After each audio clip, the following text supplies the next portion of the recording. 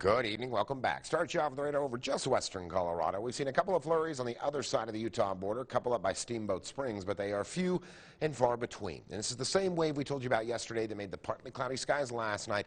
And then we had a bit of clearing today, and it clouded up quicker than expected because this is actually the front edge of the next system and the back of that one.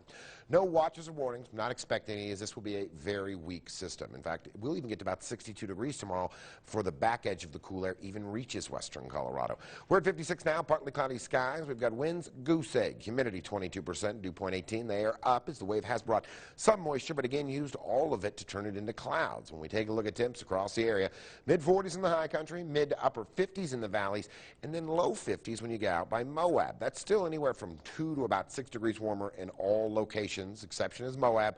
They're at the exact same temp. Plenty of goose eggs out there at this point because we're close to sunset. Winds will begin to shift to the east as we get that downsloping component that we usually see. Delta sensor pack has been going down. We've checked with the National Weather Service. They're hoping to have that up in the next 12 to 14 hours. Dew points ranging from the teens to the low 20s. When we look at humidities, not much better. 25 for Montrose, 22 for us, mid to low 30s in the high country.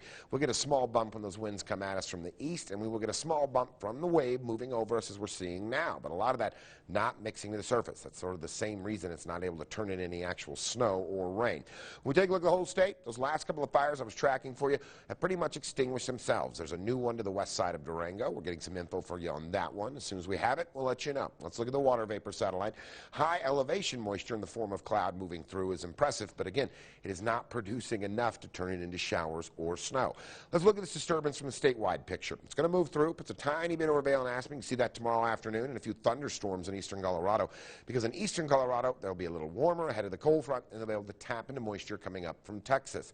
You look at the snow projector you saw, there was not a lot there. Let's go wide and talk about what's going to happen over the next couple of days through your weekend, and then eventually this major system and pattern change for late next week. There's the weak cool front. Doesn't do much. Sunny skies develop behind it. We will only notice about a 6-degree difference at most between Saturday and Sunday as that cool air filters in. By the time we get to Monday, high pressure begins to build, but I want you to notice that little tiny cold front you see off the edge about 200 miles out into the water.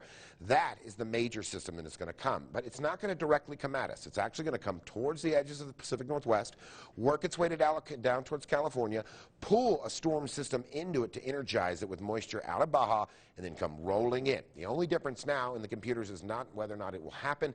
It is a matter of timing. 2 of the computers project the system to reach us as early as Wednesday. 2 of the supercomputers project it to hold off till about Friday. I have split the difference until they come into agreement, but all 4 of those supercomputers now say we are looking at a huge system late next week, at least as early as Wednesday. We look at the HD Futurecast in the short term, mild weekend. You can go out, have some fun, do some things. Be cautious if you're going to travel along the pass tomorrow. You could wind up with a tiny bit of snow, even with temps at 38 or 40 in the pass in the afternoon. You can see that right behind me on the snow projector. For tonight, we will see partly cloudy skies, but they'll keep us from getting to freezing for the first time in days, only topping down at the bottom of about 36, so above freezing, light winds. Over across the areas, up into the high country, into the upper teens to mid-30s, in the valleys, mid-30s as well. For tomorrow, we will see sunny skies. There'll be a little bit of cloud in the morning like we had this morning, but 62. We will hit that 62 at about 2:30 in the afternoon. Then the temp will start to come down a little bit ahead as the cool air on the back side of that system I showed you filters in. But the bulk of that cold front will wind up in eastern Colorado. Mid-50s all the way to the couple of upper 50s and low 60s. Upper 60s on the Utah side, maybe even a couple of low 70s out into the Utah desert. Now, take a look at Wednesday, Thursday, Friday. Because the computers are still split, I have split the difference and gone 40% all 3 days. Once we know which ones are right, we will narrow that down. But either way, Arctic air and a major storm system late next week are looking more and more likely. Let's take a look at road reports.